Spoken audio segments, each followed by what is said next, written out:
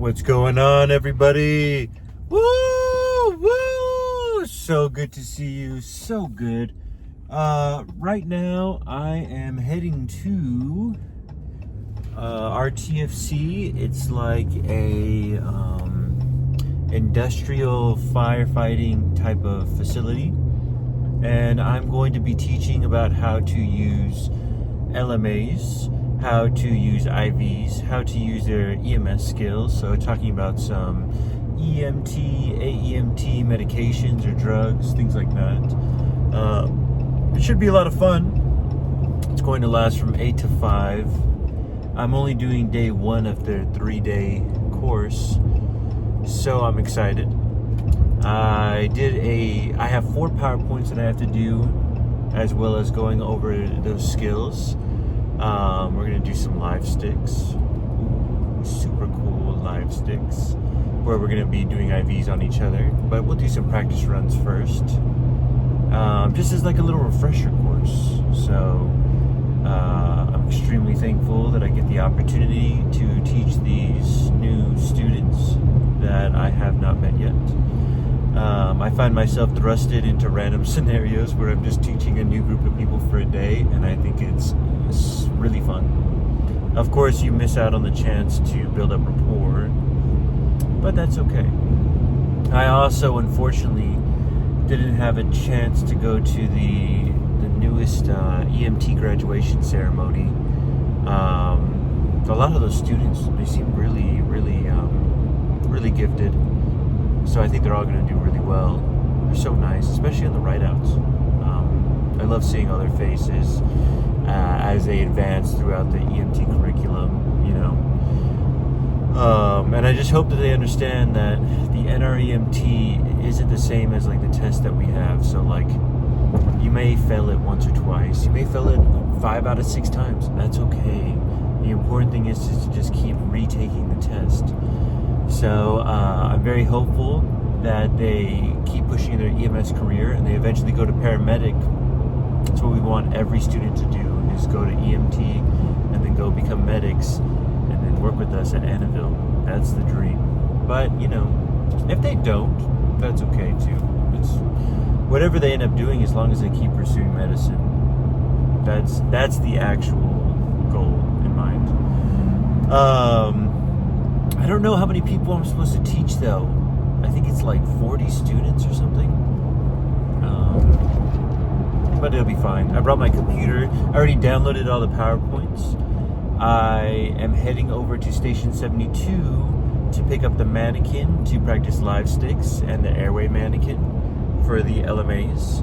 I'm also going to be getting some saline stuff, some old IV sets, some star kits, things like that. I told Kevin exactly where I need him to place it so I can go pick it up. I have enough time to look around for like 5 or 10 minutes, but I'd really rather not look for it, because that would be very sketchy. Thanks for everyone who's been leaving comments.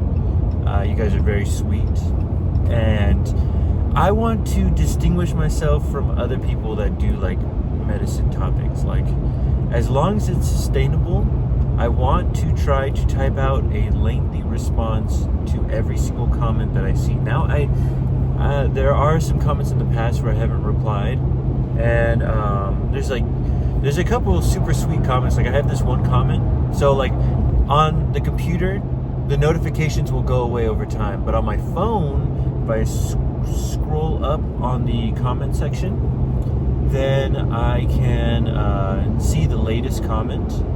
And there's this one super sweet one, I won't say it, but I don't reply to that comment because I like to leave that as my bar, because I like to reread it and I'm like, oh, that's so nice.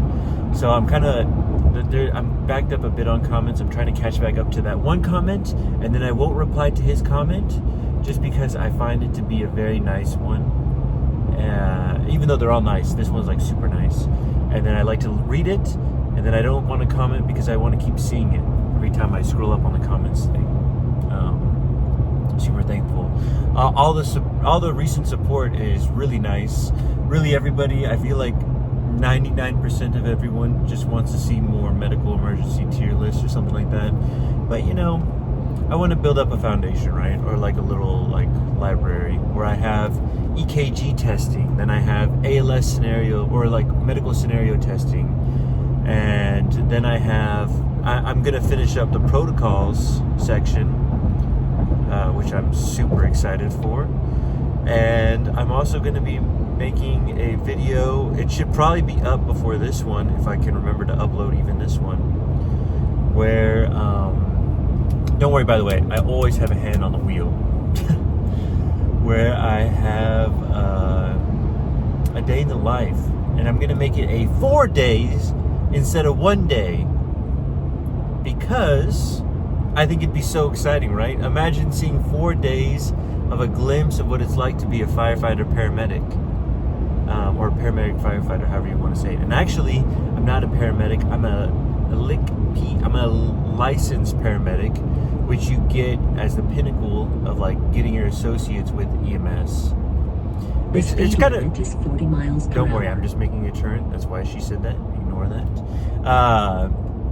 However, I find it kind of frustrating that I have a friend, for instance, his name's Ian, and my alarm messed up my train of thought. But anyway, my friend Ian has a bachelor's in EMS. He's incredibly talented. He's a very smart individual, and he knows probably a bit more about EKGs than I do. I had to learn about bundle branch blocks from him and a couple other coworkers. I like to see how their perspective is on certain things. Anyway, he has his bachelor's in EMS, and there's no like improvement. Like, you can't go from licensed paramedic to anything else, which is just a really frustrating aspect of the paramedic field in general. You know, why can't there be like a paramedic practitioner if you get your master's in like EMS, for instance? Why is that reserved only for nurses? I don't know. I don't have a grudge against nurses. I have a grudge against the system that doesn't let us be proponents in furthering our education. You know, I'm wearing my ring from my college just because I feel like it's a fun little accessory to wear whenever I'm teaching, especially to new people. Because then I can do like I'm a big yapper, by the way. I love yapping. I can say like my background, right? Where I went from like a custodian at a clinic to a transcriber, then I got fired. Then I became a transcriber again, to a medical assistant, to an assistant to the physician, where I basically got to go over like lab results. I got to help interpret like MRI, CT scan results, order ultrasounds and x-rays. Then I went and I got my EMT fire, then my paramedic. I have my EMS fire instructor, my fire officer, my my pump operator, and I have my associates in emergency medicine. I have my bachelor's in cellular and molecular biology with a minor in chemistry, but I'm too much of a coward to take the MCAT because it's too... they make it too hard. They don't make it too hard. I don't know. It's a tough thing to ponder. But regardless, I like to give a little bit of a background and just say how many years I've been doing this, how many years I've been doing that, just so they can be like, okay, like I'm not some veteran that can be like, I've spent 20 or 30 years in EMS. Okay, I can't drop that bombshell, but I can drop a bombshell like, hey, I've been working at a clinic for like 9 years. I've worked at it as a firefighter, paramedic for like 4.5, almost 5 years. I worked as a chase medic for a little bit, going from interfacility transports and working 911 in a different area. I assist as a secondary instructor now, as an EMS instructor, which I'm super thankful for. So, you know, I can drop little tidbits. I know a decent amount of medical knowledge, I feel like. Of course, I can always improve, and I will. I plan on taking a bridge program and becoming an RN, and just working up and then becoming a nurse practitioner one day. That'll get done. So So anyway, I'm super thankful for all the support, all the kind words, people that like, comment, even just watching in general. You don't even have to do all that, but I appreciate it. It is super nice. But I'm making great time. It's because I woke up at 3. I was supposed to be there at 8 at the RTFC place. I woke up at like 3 in the morning, and as soon as I woke up, I was like, I forgot to set my alarms. And then I was like, oh, okay, it's not 3 p.m., it's 3 a.m. I'm just gonna stay up. Whatever. I don't care. I'd love to record myself teaching a tiny bit, but I don't really want to intrude on the RTFC lads. You know, that's always a tricky aspect when you do this kind of things.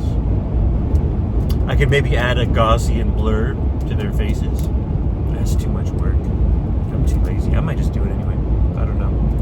Anyway, I'll see you guys when I'm panicking to grab the stuff. Come on, Kevin.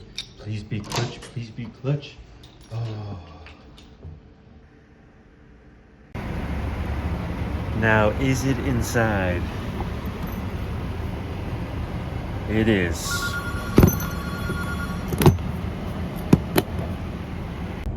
All right, so you can see I'm pretty greasy. I tend to get that way as I teach over an extended period of time. So just finished teaching with RTFC. We went over their medications. They have a pretty good scope of practice. Very impressive. We went over IV, drip sets, things like that. We practiced their IV skills. They did fantastic. They really improved on the second round. We went over LMA skills, and we went over just general patient assessment. We did a little sample game, which was a lot of fun. And RTFC individuals they've got really high standards.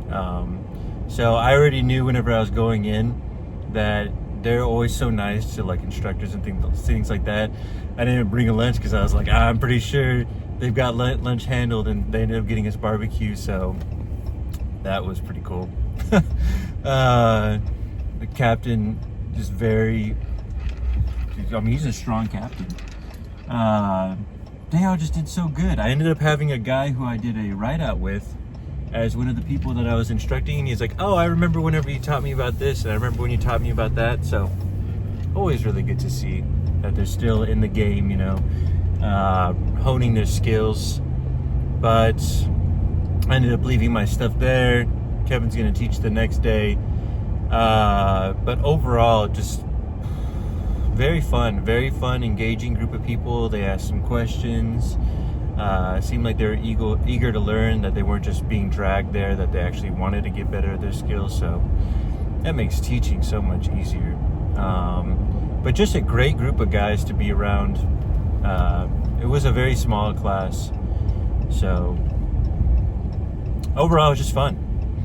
Now I'm heading back to the station to clock out real quick. Hopefully I can rinse off some of this grease, go see my baby. But thanks for watching, guys. This was another behind the scenes. I hope you enjoyed it. I kind of just like it because I get to break up the monotony of just driving. I kind of have weird vibes where I'll just drive in silence sometimes for 20-30 minutes. So pretending like I'm talking to someone is a lot more fun, generally. But I will see you on the next one. Bye-bye.